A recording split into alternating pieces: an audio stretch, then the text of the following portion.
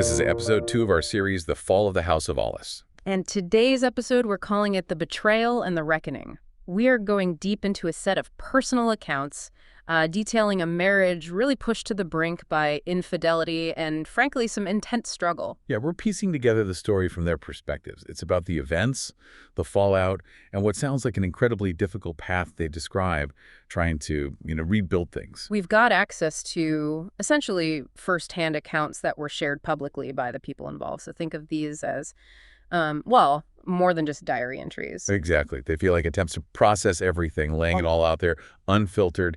Our job here, as always, is to sort of guide you through this material. We're looking for the key moments, the insights. Right.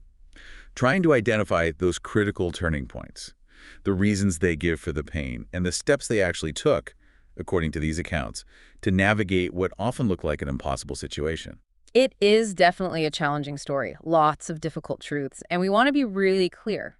Our focus is solely on understanding the journey they describe, based only on the details they shared publicly. We're not adding anything external.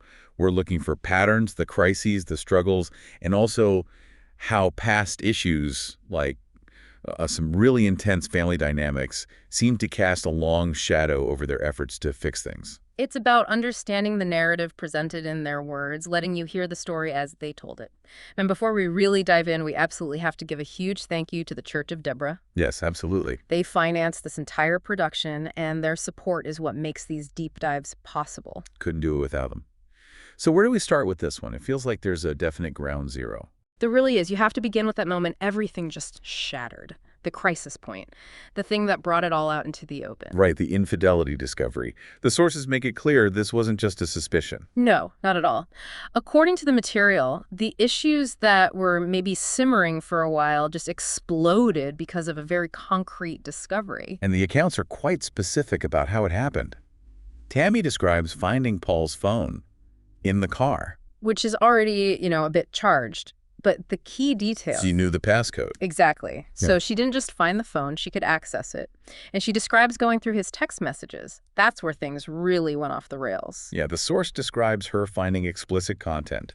And we need to be direct here because the nature of it explains the reaction. It does. She describes finding an explicit video and pictures from his ex-wife. The source material is quite graphic.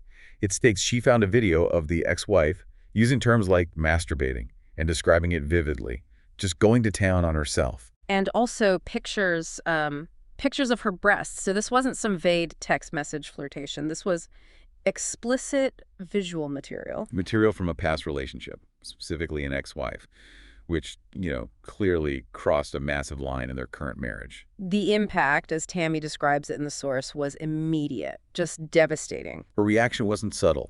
It sounds like pure shock. She states, point blank, she kicked him out. Threw him out of the house.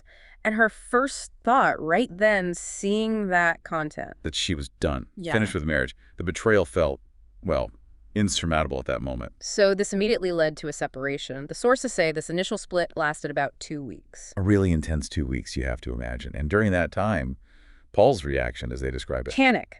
Desperation. He's apparently recognized the magnitude of what happened right away. He explicitly told her, I will do anything to fix this. A clear sign he knew how badly he'd messed up and what he stood to lose. But Tammie, hearing that, wasn't immediately jumping back in. Not even close. No, she describes overwhelming pain, doubt, understandably. Her condition for even thinking about trying again was very specific. Non-negotiable, it sounds like. Absolutely. She said she needed time to pray, first off, seek spiritual guidance, and second, if they were going to try, it had to involve Christian counseling. Not just counseling, but specifically Christian counseling. That was the prerequisite. That was a requirement she laid down just to even start the conversation about trying again. So that decision really set the path forward, didn't it? The accounts make it clear. Christian counseling became the arena for dealing with this. The only arena, really. It was where they had to confront this massive betrayal and figure out if healing was even possible. And those initial sessions, wow. They don't sugarcoat how difficult they were. Not at all. The sources use words like screaming. They flat out say the early sessions were just bad. Intense emotional turmoil. It sounds like the tension was sky high. So high that, according to their accounts, the counselor himself, in those first meetings, expressed doubt. He wasn't sure they were actually going to make it as a couple. That really tells you something about the depth of the crisis, doesn't it? Just how raw everything was. Definitely. And they describe a specific technique the counselor used early on, which sounds incredibly challenging. Right, the structured listening thing. Yeah.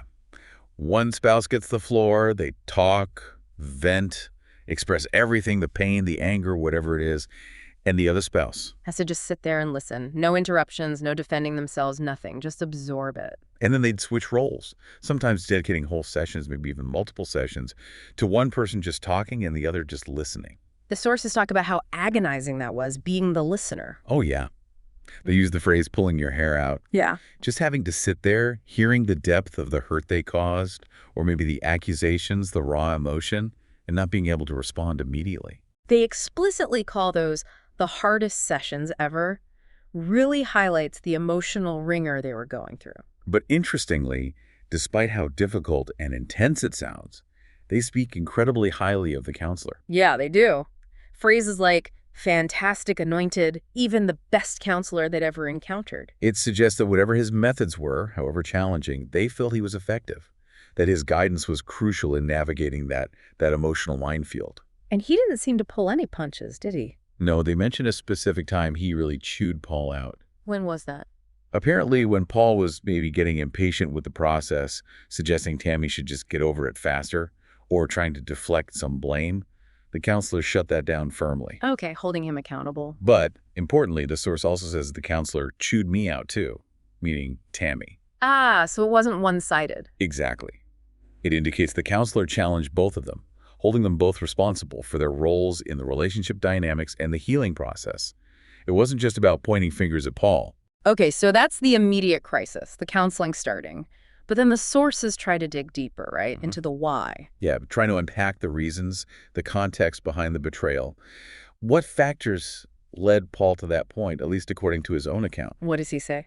Well, the source material indicates he focused heavily on feeling lonely and a real lack of communication and time together with Tammie during a specific difficult period. Which period was that? When Tammie was caring for her dying mother, he describes her being gone for about 6 months. Understandably, she was exhausted, preoccupied. Right, communication would suffer, texts, calls, infrequent. And in his reflection, Paul admits he was selfish during that time. Selfish how? He shares a really key detail. He consciously chose not to spend more time with Tammie while she was dealing with her mother's illness, not going to her mother's house or the hospital much. He admits that. Explicitly. He says he chose to do what I wanted to, instead of prioritizing being there for his wife during that crisis. He presents this self-acknowledged choice as a major factor in the emotional distance that grew between them.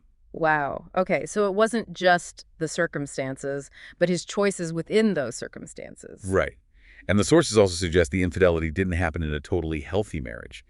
They talk about pre-existing vulnerabilities, calling them sinkholes. Sinkholes, meaning what? Primarily, a lack of consistent communication before this crisis. An emotional distance that was already there, maybe made worse by Tammie being away, but it wasn't entirely new. So the infidelity was like the eruption, but the pressure was already building. That seems to be the implication in their accounts. The groundwork for disconnection was, in their view, already laid. And then there's another layer, isn't there? Something about his family background. Yes, the sources bring up Paul's family history, specifically that his father cheated on his mother. Did Paul know about this growing up? He says no. He states he only found out years later after his parents were already divorced. So it wasn't something he directly witnessed as a kid. But the sources still raise it as significant. They do. They frame it as a potential deep heart issue, or maybe a learned behavior impulse. Meaning, like, even if he didn't consciously copy his dad, maybe there were underlying patterns or vulnerabilities he picked up. Exactly. Or maybe even an unconscious normalization of that kind of behavior within his family system that could have, influenced his own choices down the line. It's presented as another piece of the puzzle. So understanding the why, based on these accounts, involves his stated feelings of loneliness, his own admitted selfish choices, these pre-existing sinkholes in the marriage. And potentially these deeper echoes from his family history.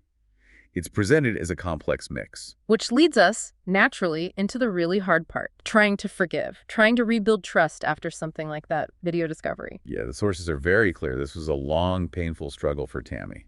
Not quick, not easy. She talks about that internal battle, right? Knowing she should let go of the bitterness, the rage referencing biblical principles about forgiveness from the source. But knowing you should and actually doing it are two different things. Her accounts paint a picture of immense effort, a real conscious struggle. And Paul's initial take on her struggle. According to the sources, he initially had that perspective in the dates. You sometimes hear that she should just get over it quickly. Which shows a real lack of understanding, doesn't it? Absolutely. A failure to grasp the depth of the wound. And that's apparently the kind of thing the counselor had to address directly with Paul. Making him understand healing doesn't work like flipping a switch. The physical side of things was also deeply affected, wasn't it? Oh, very much so. Tammie describes a time where she physically recoiled from him. She says she literally doesn't want him to touch me. That's visceral. It shows the level of rejection, the pain. Physical closeness felt wrong after that violation. And rebuilding that trust, that intimacy, both emotional and physical, took a very long time. The sources are specific. They state it took a year and a half.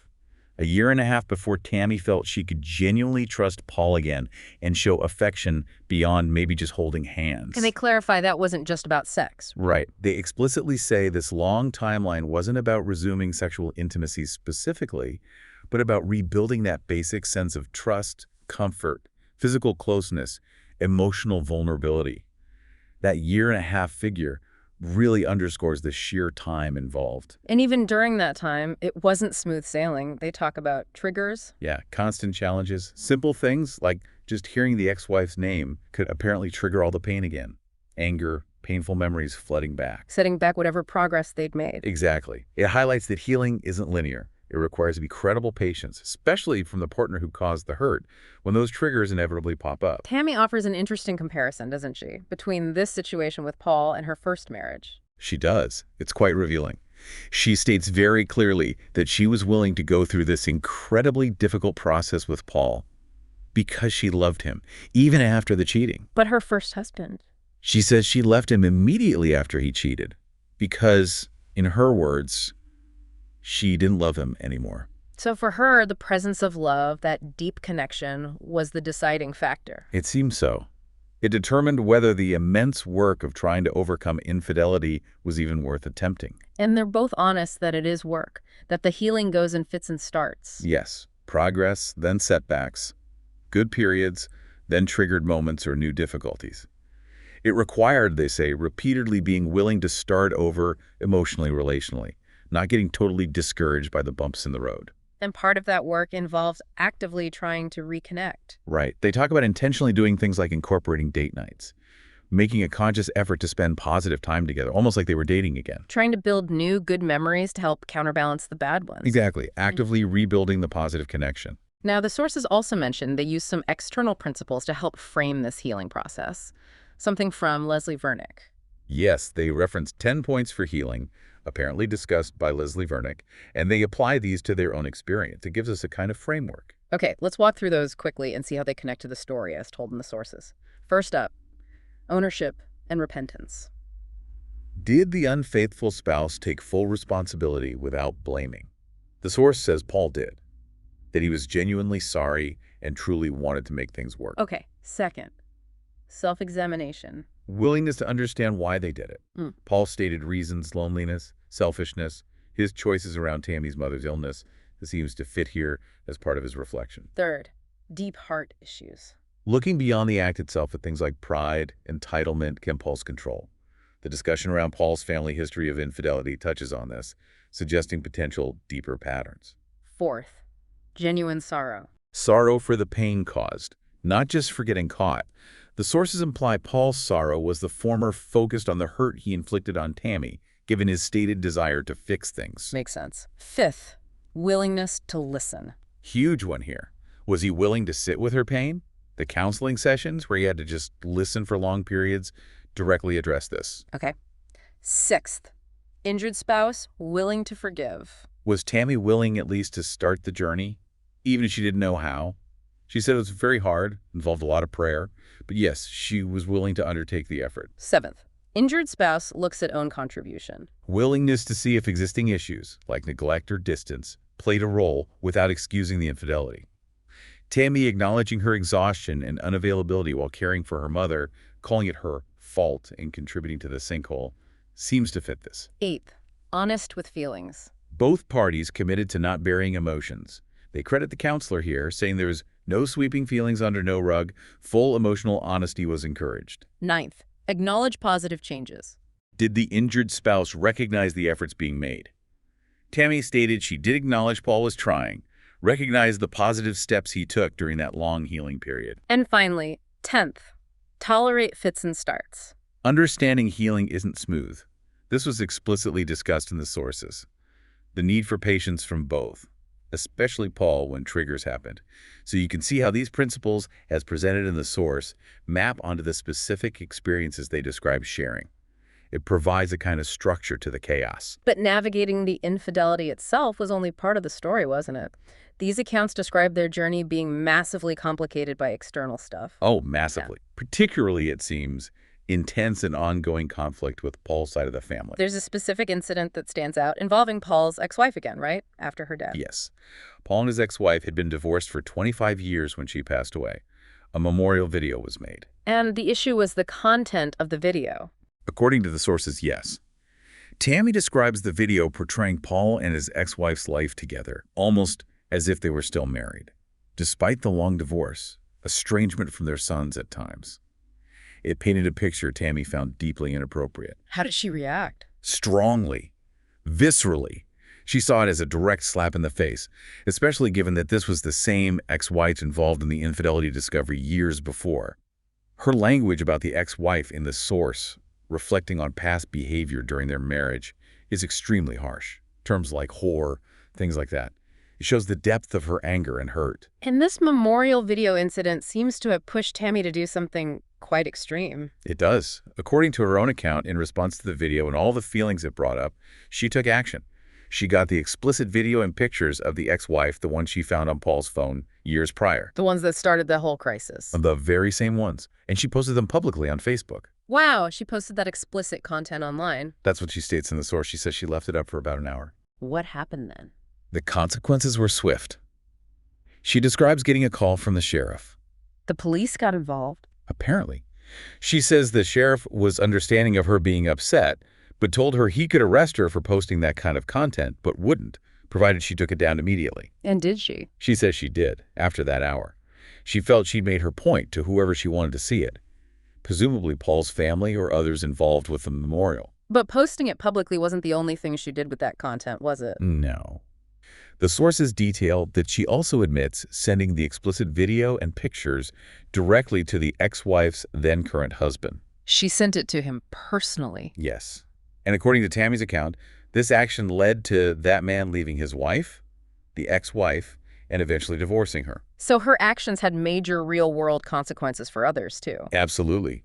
She even adds a detail that this ex-husband later contacted Paul, asking why Paul and the ex-wife had divorced all those years ago, suggesting he hadn't known the full story involving Paul. What's Tammie's justification in the source for posting that material years later? Does she take responsibility?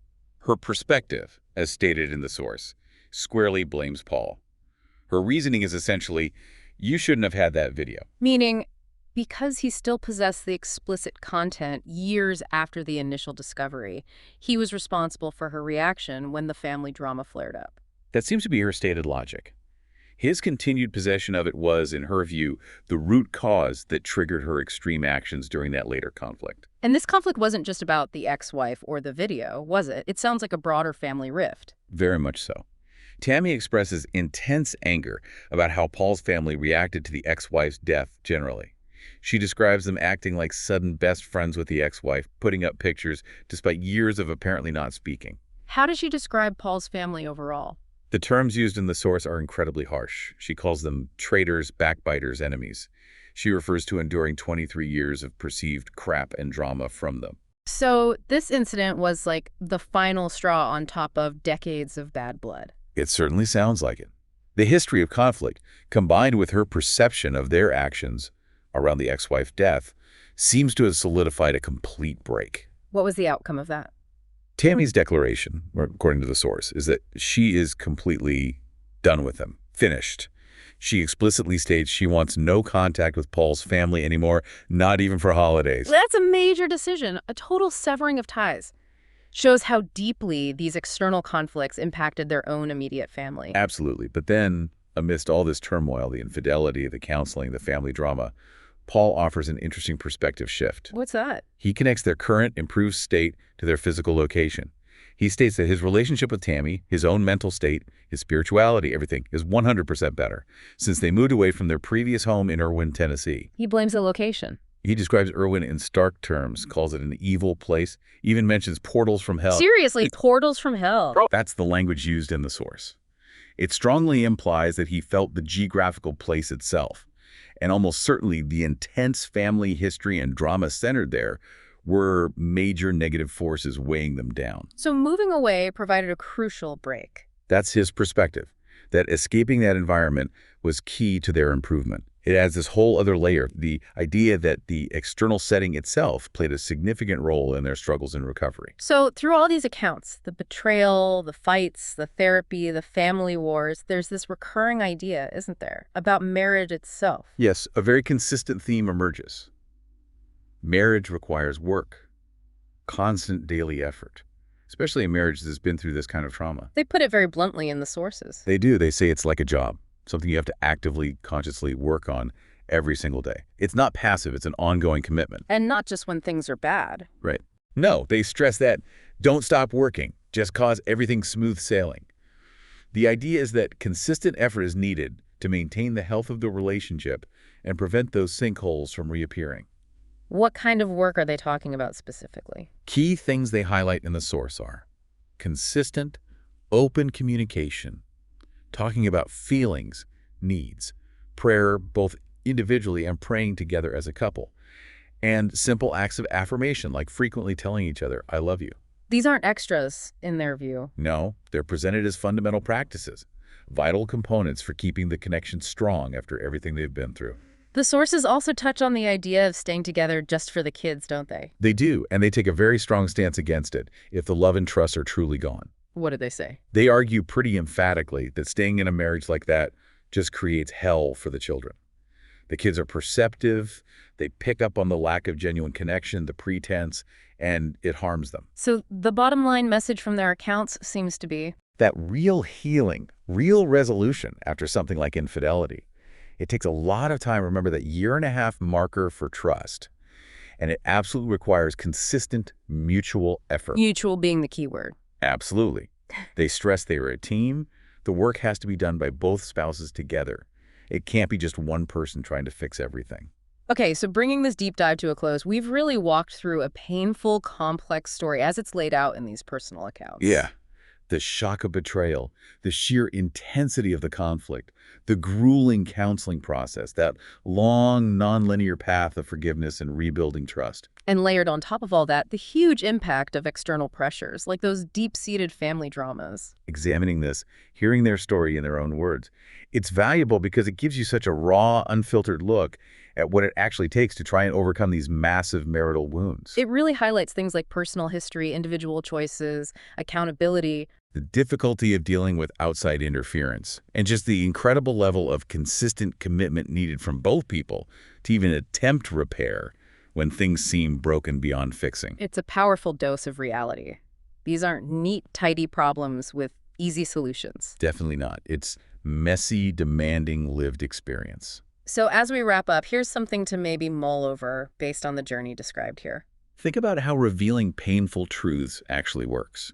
Whether it happens through intentional confession, like in counseling, or accidentally through a discovery like the phone. Or even controversially, maybe strategically, in moments of anger or retaliation, like posting things online. How do those revelations, those moments of truth coming out, reshape everything? Not just the relationship itself, but maybe how we see ourselves. And how they force us to define or redefine our boundaries, the lines we draw, especially the complicated, often painful lines we draw with family. A lot to think about there. Until the next deep dive.